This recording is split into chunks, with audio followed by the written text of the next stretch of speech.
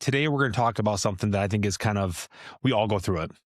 You're not behind, you're just early to the wrong finish line. Now, that can have a lot of meanings. And what I want to get into for some of you is simply a lot of us get frustrated because we feel like we're failing. And you're frustrated because, well, you're actually winning, but it still doesn't feel right. So you're having successes in your day and you're having successes working your pipelines, your businesses, you're having all kinds of successes, but because you're showing up to the wrong finish line, you feel like you're behind, and that's okay. So today, that's okay. Being behind does not cause you to not feel success, but it does put you in the chase. When you feel like you're chasing on constantly, that makes that finish line feel wrong. And that's what we're going to get into today. So if you haven't listened to me before, welcome back. This is Elevate with Enbody. I'm your host, Tim Enbody. And today I'm going to peel back another layer. And we're going to dismantle what I believe to be one of the most, if not the most exhausting lies that you deal with in your modern success. When you're dealing with putting out a goal or anything, you're going to run into these issues always. So segment number one, we're going to talk about the timeline lie. And what we're going to get into right now on that is we've been sold at times that a timeline needs to be set for everything that we do. And that's correct partially because of the goals that we're trying to achieve. So you've heard this before, like, you can't go from one step to the 12th step to achieve your goals.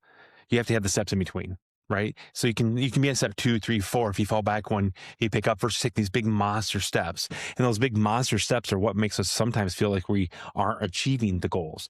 So everything that we do in this age, at least by income, I love this one, by income, maybe by your title, or when life doesn't sometimes always match up to that timeline, you assume, you know what they say about assuming, you assume that something is simply wrong with you. And I want to say this part again, and I want you guys to really, really listen and just pay attention. The key line of that is with you. You feel something's wrong with you. And the reality of it is the comparison just doesn't steal your business model. It's affecting your joy in what you do. It kind of starts to steal the direction that you're even heading. So we're going to talk about this now in segment 2, the false finish line. So here's the truth. Not every finish line leads to fulfillment. Does that make sense? Not every finish line that we set for ourselves as a finish line of a goal or even an objective is always going to give you that sense of, whew, how many times have we done something? Like, I'll give you a great example. So real life, Saturday morning, going over the to-do list, I'm thinking football, right? And I look at my wife and she looks perplexed. I'm like, what's wrong? And she's like, well, you're thinking about the Indiana game. And I'm sitting there thinking I have to go to Costco. I have to get myself at Myers. What do you want to have for dinner tonight? What do you want to have for dinner this week? I need to get 4 loads of laundry done. Are you and I can go visit your folks? Or we get blah, blah, blah, blah. She's thinking of all those finish lines where I'm sitting there going, I'm not trying to shoot myself, so don't throw me any hate. But I'm sitting there going, what time does the game start? And ooh, a charcuterie board sounds great. And she's like, I got to get all this shit done. And she enjoys this stuff too. And she might give my son and I the kind of the look. You ladies know the look, right? The glass look. And I know you guys know the ice look too. So sometimes that finish line, when a lot of us go through business, or maybe it's like reading a book, finishing a chapter, I guess is a great example. You got this 12 chapter, 20 chapter book and you finish the chapter and you're like, one more chapter down. Same thing. So when you're going through these different things and these examples, not all finish lines are going to feel like you just completed something that's going to make you feel good about yourself. And that's okay. It doesn't mean that you're going to make more money. It doesn't mean that you have some new aspiration in life because you finished something. Bigger business goals sometimes rely on those smaller life changes. So when you're going through, like, let's say I start out today as a brand new loan officer. I just got into business. Day one. I don't know my ass from a hole in the ground. I am literally just moved out of an apartment into my first house and I'm learning everything about the business. So my finish lines might be learning the jargon, understanding how to do the math. Does the math, starting to build a contact list, starting to work on my friends and family list, starting to learn the system, doing webinars, going to seminars, reading books. These are all finish lines, but not each and every one of them is going to give me some kind of recognition in life. So with work and home, that recognition without meaning, sometimes you feel like you're not doing something right. And the reality of it is you're doing everything right. Just not every finish line comes with some kind of goal feeling, like you just accomplished like this master thing. Like my wife is currently got me going through hot yoga. Any man that makes fun of yoga or Pilates, hey, call me. I'll give you my phone number. You are crazy. Take your butt in there, sitting in something for 15 to 20 minutes at 130 degrees, holding poses. These women that do this stuff are rock stars. I've never sweat so much in my life.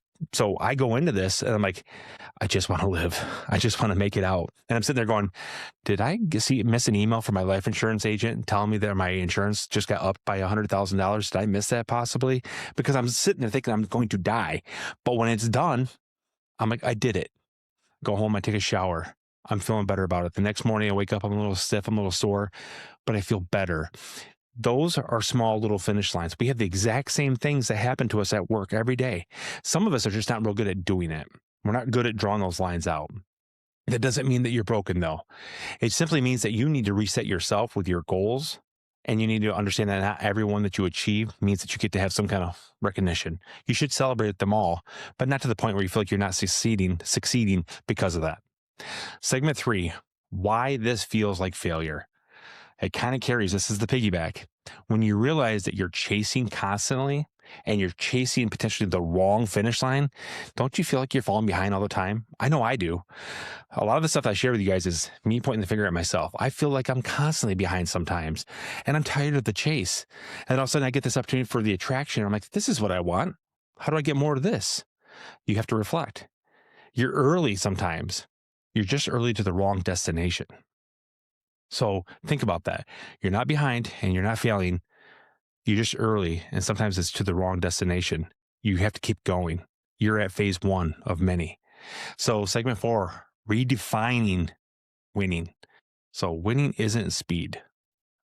Winning isn't even the direction.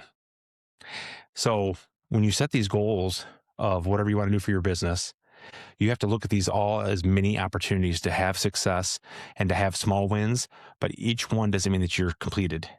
And I think this is why some of the successful are super successful. This is why some of the people that I get to read about or I read books on, Alex Hormozi, Gary Vee, Tony Robbins, some of these guys are just monsters in the industry.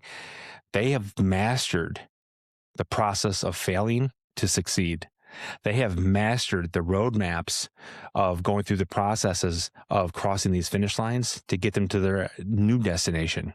Sometimes those destinations are right there in front of you and me, but we just don't continue, right? We go once around the board, whether they're on their 10th trip around the board.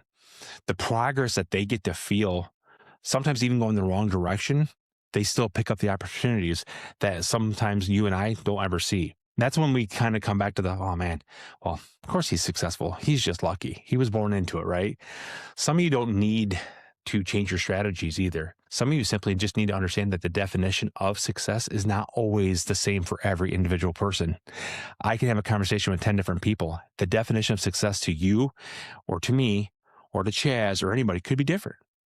And for you to judge it or for me to judge it is wrong. Because at the moment you actually redefine the finish line, sometimes that pressure starts to disappear because you give yourself opportunities to find success in different levels. Sometimes it's not the destination or the finish line. You just have not arrived at the right one yet. Until next time, keep elevating your business and your brand.